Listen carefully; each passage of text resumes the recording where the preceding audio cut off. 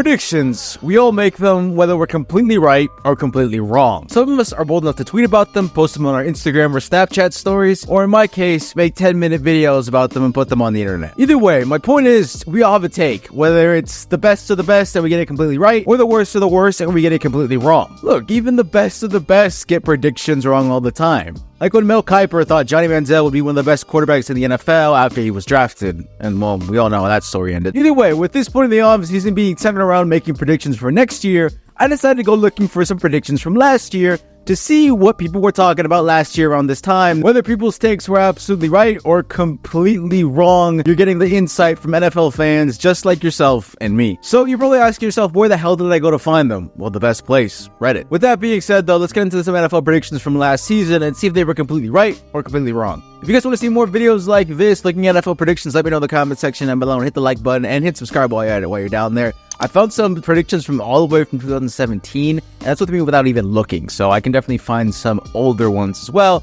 to see if they were completely right or wrong. But let me know in the comment section down below.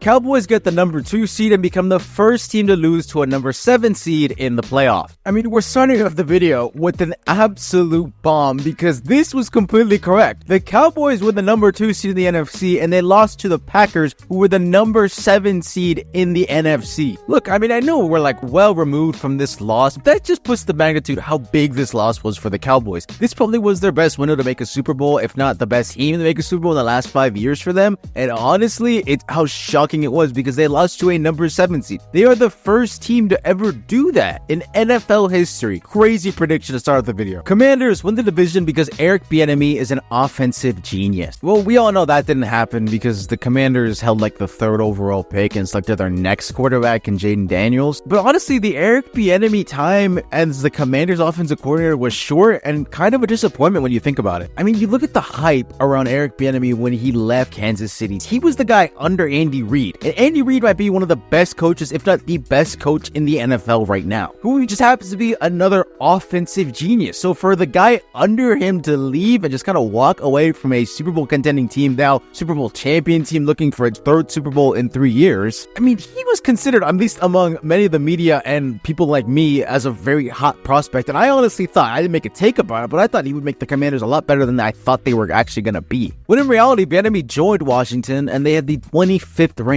offense in the entire NFL and went 4-13, bottom of the NFC. Look, Bieniemy's time in Washington didn't work out, and I don't honestly know what happens to him going forward in his future. He probably will be hired as an offensive coordinator, but either way, I don't know about his future as a head coach because he was seen as on a hot, fast ticket to being a head coach. The Arizona Cardinals will finish with the worst point differential since 2000, doing worse than the 2009 Rams differential of negative 261. All right, so the Cardinals finished with a negative 125 point differential. It's not the worst, and it's actually not worse than the 2009 Rams. However, the Commanders, like I mentioned last segment, did finish with the worst points differential with negative 189. Either way, I find it interesting how we all thought that the Cardinals were going to be bad, and I include myself in this. I thought for sure the Cardinals were going to struggle with Kyler Murray and without him because they've been without him for so long. We all knew that heading into the season, and we didn't expect the Cardinals to be like very good, like contending for a middle spot, and they were not very good, but they looked better when they had Kyler Murray. Either way, we all thought Caleb Williams and Marvin Harrison Jr. were going to be heading to the desert last offseason, I should say. But I mean, if Kyler really didn't play this season, I'm sure they probably would have gotten there. But either way, they went 4-13. They didn't have a good season. We're hoping that the Cardinals can bounce back with Marvin Harrison Jr. now. Cam Newton plays in a playoff game due to quarterback injuries sustained in Week 18. Everyone then curses the NFL for Week 18 game. You know, if we had more quarterback injuries, this probably could have happened. I mean, there were a ton of quarterback injuries this season. That's the first time in a while I have seen this many starting quarterbacks get hurt. Honestly, I think if one more quarterback or at least 2 or 3 had gotten hurt, we could have seen Cam Newton suit up one more time. Now, do I think we'll see Cam Newton suit up one more time? Probably not. But I know he said last offseason, and I think this is where this is coming from, is that he wanted to go to a situation where he could learn a playbook and not go in the middle like he did in Carolina, where he came back in like middle of the season. He didn't really know the playbook that well. Either way, I don't think we're seeing Cam Newton start in the NFL anymore. anymore. I think if we did, it would have to be something like this. Either way, we didn't see Cam Newton come out of retirement. New England proves that not having an OC was a huge catalyst to turmoil last year. Mac Jones plays at his 2021 level again, and defense continues to ascend. Belichick wins the AFC East. Not sure if I believe it, but it's bold. Oh man, it was so much worse for the Patriots in 2023-24 than it was in 2022. I mean, I didn't expect them to be worse. I thought they were going to be at least a tiny bit better, but they were just like on the field play felt so much worse. I mean, in 2022, they finished 8-9. They finished 8-9. Last season, they finished 4-13. I mean, this just proves whoever's idea it was, whether it was Belichick's or not, to bring in Matt Patricia and Joe Judge was a ridiculous idea, and it just never worked. Did not work. It made Mac Jones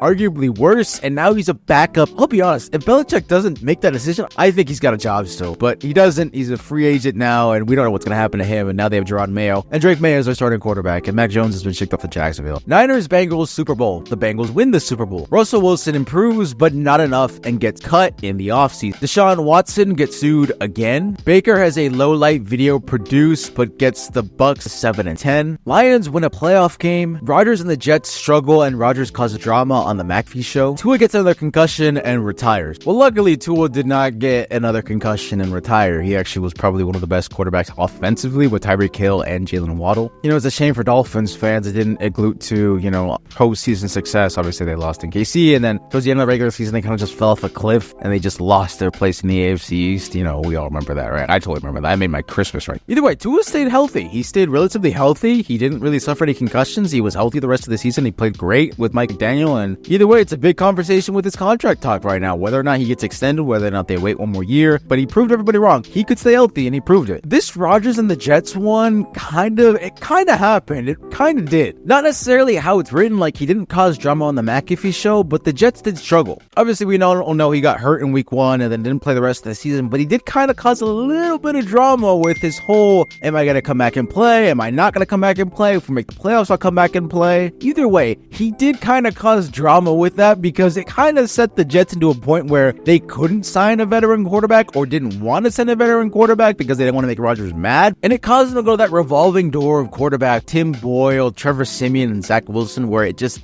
really shot them in the foot not having Rodgers there. The Lions did win a playoff game. They beat the Rams and then they beat the Bucks, and they almost made it to the Super Bowl if they didn't lose to the 49ers. And Baker did a lot better than everybody thought he was going to be. People thought Baker was going to be really bad after seeing the whole video of Kyle Trask and him throwing around and Tampa Bay Buccaneers. Was it OTAs or was it for training camp? Either way, the whole quarterback battle, I know I got it on it. I'm well aware I got it on it. Either way, Baker did a lot better than everybody thought he was going to do. He did a lot better than we all thought he was going to be. He got them to the playoffs. He beat the Eagles in the playoffs, almost beat the Lions, but either way, Baker did a lot better and he got his money. So shout out to Baker, man. He did everything. He proved us all wrong. He does what Baker Mayfield does. Prove us all wrong. Hopefully he can continue to do that. And Deshaun Watson didn't get sued again, and I don't know if I can comment on this either way. He didn't get sued again, and this one though was spot on though. Russ improved, not significantly better, but he did improve to more of a manageable starter under Sean Payton and the Broncos. And honestly, he probably would have stayed a Bronco if him and Sean Payton got along and the Broncos didn't pay him a ton of money when they traded for him maybe a week later, was it? Either way, he did get cut in the offseason. Now he's the Steelers quarterback, or contending to be the Steelers starting quarterback with Justin Fields, which I still can't believe these two are in a quarterback room together. Niners, Bengals, Super Bowl. The Niners did make the Super Bowl, and the Bengals, I think, would have probably made the Super Bowl if Joe Burrow was healthy throughout the whole season. I mean, y'all remember when he had that calf injury? Was that even training camp? That was around this time when he had that calf strain. And being that it's the offseason, we all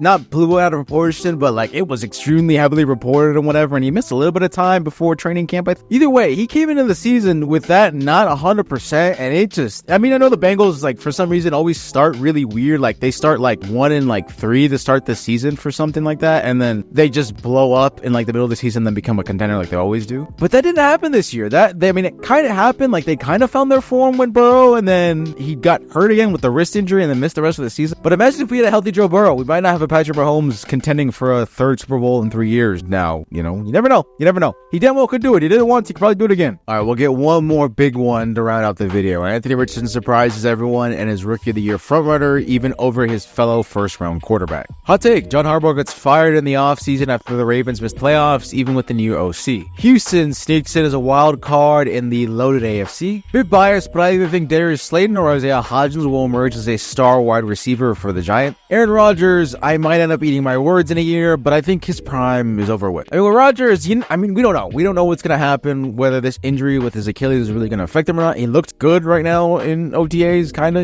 He looks pretty decent. Doesn't look terrible, but that's, again, 30 seconds clip we're going off with no pads and no context and whatever. And we got a ton of time before preseason and the season starts to see how Rodgers would do. And to me, I still think he's got a little bit left. Maybe damn near close to his prime Aaron Rodgers. Top 10 quarterback, just saying. Also, this Isaiah Hodgins and Darius Slayton one makes me laugh because I feel like the Giants have been waiting for a star receiver since they traded Odell, honestly. I mean, you can argue Hodgins had that little, insanity run, towards the end of 2022 when they made the playoffs and, that kind of thing. But if anything, if you're going to pick into that group, it's probably Wan'Dale Robinson. Who's a bad, look good, this season after coming off the ACL tear. But now they got Malik Neighbors, who, guy's great. Malik Neighbors is good. Somebody can be that star receiver for the Giants. Houston did sneak into the playoffs. We all didn't expect them to be as good as they were in the CJ Stroud, and they did sneak into the playoffs. John Harbaugh didn't get fired in the offseason. The Ravens actually were one of the best teams. They did miss out on the Super Bowl and the AFC Championship. Either way, John Harbaugh still has a job, and now his brother has a job. And we're going to have the Harbaugh Bowl coming soon this season, so yeah. And to round out the video, Anthony Richardson, I think if he would have stayed healthy, might have been contention for the Rookie of the Year, but he definitely wasn't the front runner. I don't think he was beating CJ Stroud,